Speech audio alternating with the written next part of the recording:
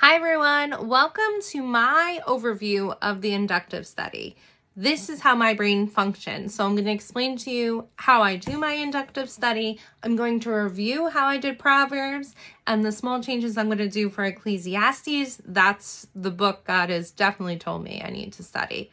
So the first thing is you can buy inductive studies individually on Amazon, or you can get a Bible. So this is my Bible that I have. They also have a hardcover one that is currently on sale for $25. This one is a little bit more money, but I used birthday money for it, so it's okay. So you're going to need your inductive Bible or your workbook, whatever you're using. I do suggest that you do have index cards. I prefer the blank ones on both sides. I don't want lines because that's how my brain operates. You also need color pencils. So those are the color pencils I'm currently working with, but I have Crayola, a bajillion and one of them. So for Proverbs, and I'm going to turn the camera around. I just wanted to grab all my inductive cards that I just put away. I'm going to show you the steps that we had to do. I put everything on index cards, and I will explain why. So let me show you. Let me flip the camera around. Okay, so this is what it looks like. It gives you a little synopsis of the book of Proverbs that you can read. And then it has things that you need to do to the text. Now, I highly suggest as you go along, you check them off. Okay, this is super important.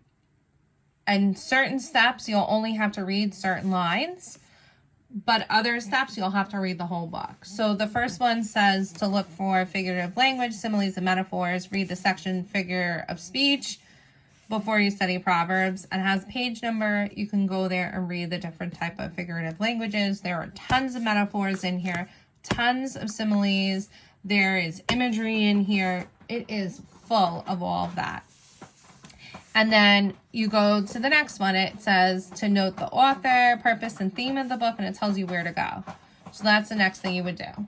Sorry, my cat has suddenly decided he wants to be a menace. The next one is looking at a wise person appreciates the wisdom of others. Look at Proverbs at a glance and note the major segment divisions of this book. You will see that Solomon respected the wisdom of others. Look up the following verses and note whose words or proverbs follow. And so you would just look at these specific chapters that it says. Then the next one, this is where it took me like a million years to do, but it's because you're going to mark the keywords listed on Proverbs at a glance. So I'm going to tell you right now that I'm a very literal person. So you're going to see this. You're going to laugh at some of my titles, but this is my brain. So over here in the back of the book, it has a list of keywords. And every book has a different list of keywords. So these words went on specific index cards. Okay, and I just had the word, and I would write whatever came to me as I was reading, so that I can understand the tongue better. So I did each one of these. So when you're done with that, you're then going to go on to the next one. And you're going to keep going. So essentially, these will grow. Now, with Proverbs, you had to look at two different sets of keywords. And because the word tongue was twice, I did it a second time. So I have the tongue here in blue, but then I also have it here because I wanted to see if God was speaking to me differently and how he did. So that's why there's two different ones, even though it's the same word. So I have all of these written out with key things that I learned as I was reading. And you can see which words actually stood out to me more. So when you're all said and done with all of this, you then have to record and say what the titles are. So the inductive study doesn't have the title.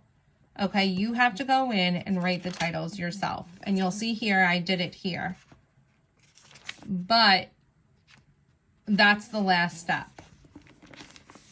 I didn't use my Bible really for notes because I'm a very big note taker. So that's why I use my index cards. But scripture that stood out to me and that was like super powerful, it resonated within my soul, I would highlight yellow. And I wrote those on a separate page so that I could meditate on them further, add them into my prayer journal, whatever it was that I needed. So that's something I did as I went along and wrote the titles of each of the books. So that is like the really short synopsis of inductive study. Now I do recommend, and I'm going to post the link in YouTube, but I do recommend this is in the front of the book of this Bible. I wanted it handy so I can see it. Let me see if I can zoom out a little. I wanted it handy so I could see it and reference it. I like to touch it. But also because in my notebook that I have, I also wrote the ones that I used and the keys I used. Because some of the words are not in this. They're not on this. And it's not on this. So if it's not on both of them, I need to know what I used for it. So I made this as my little cheat sheet. The next book I'm going to do is Ecclesiastes, and I'll work on adding some of these elements to it as I go along. This time around, the first time, it was just too much for me. I was a little overwhelmed. I needed something smaller. This was made by somebody in Canada, and it has all different kinds of words on it, and it has all different codes, which I really liked because I didn't actually have to think of any of them, which brings me so much joy because I didn't want to get stuck on something. Because once I personally get stuck on something, that's it. So this is what my keyword will look like, and I will leave this out as I study. Now, one of the things that you need to know is as you read the book that you're reading, each chapter is a day. So when you get to certain components, like when I got to 4, I was only reading 1 chapter a day.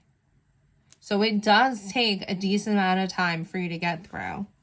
So what I would do is I would have my words, because the back of the index cards, most of them are blank, face whatever chapter I was on. So if I was on chapter 2, it would be up, and I know I'm over here. Now, it's easy to tell when you first start out because it's going to be blank. You're going to have nothing written.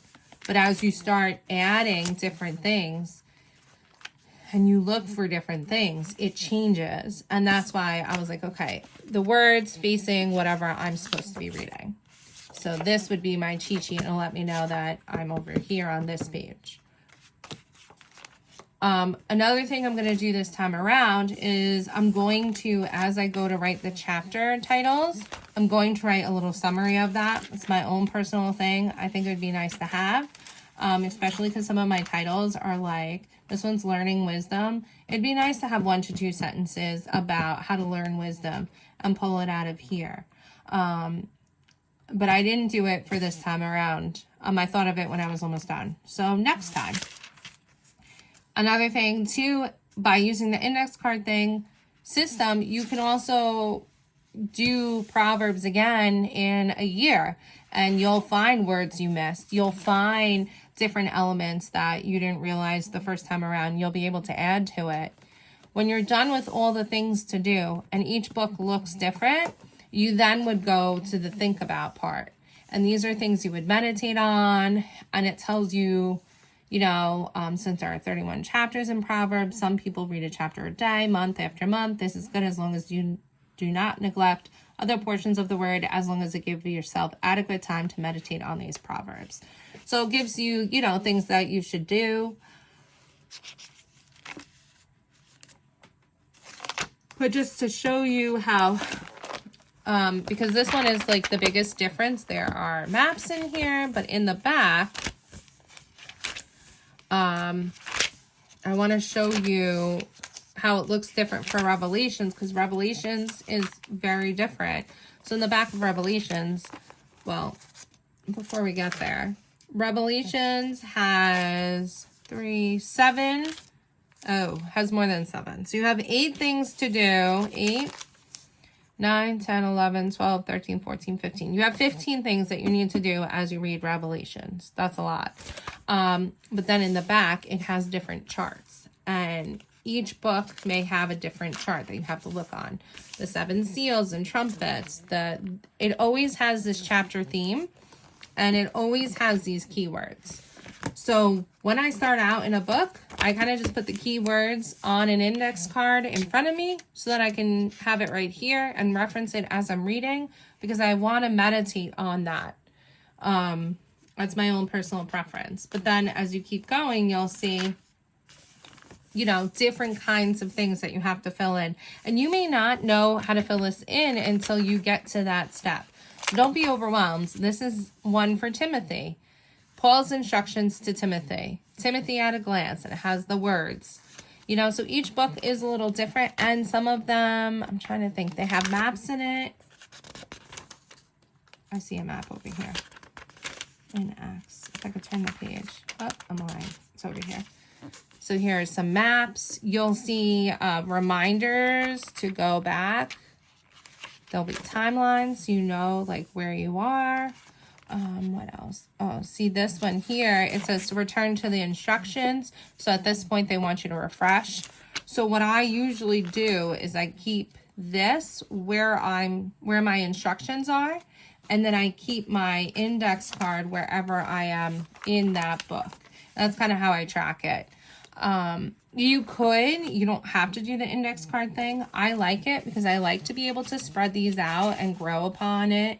And I like how small it is. I can add it to my Bible Nexus, which is just something I created. And I know that if I go into any of this, it was part of my inductive study cards. And I know what Bible to look at. If I'm reading something that's relevant to my inductive study, I'll write it in red. So I can add like, okay, this was from wherever, practicing in his presence. And it reminds me of, you know, this in here, the heart, matters of the heart, or whatever it could be. I'll just add it in here so I know and I can make that reference. So that is how I do my inductive study. It will take time. It's taken me 3.5 months to get through. And I accidentally, when I was getting ready for today's video, found a whole bunch of cards I did not include, so now it's officially done. And I'll put this away under my Proverbs section, and I can reference it at any time.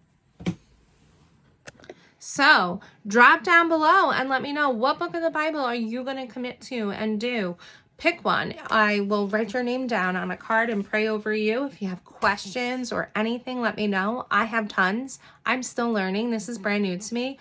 But let me tell you, my spiritual walk has gone from here to here just by doing Proverbs. And I knew when I was done with Proverbs, like God wasn't speaking to me as he was throughout the whole time.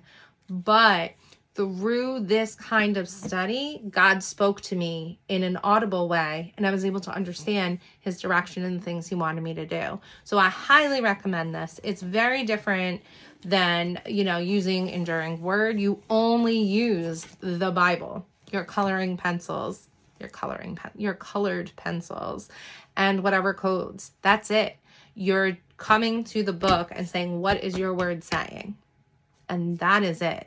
And it's incredible once you start having that conversation with scripture and you look at specific key things.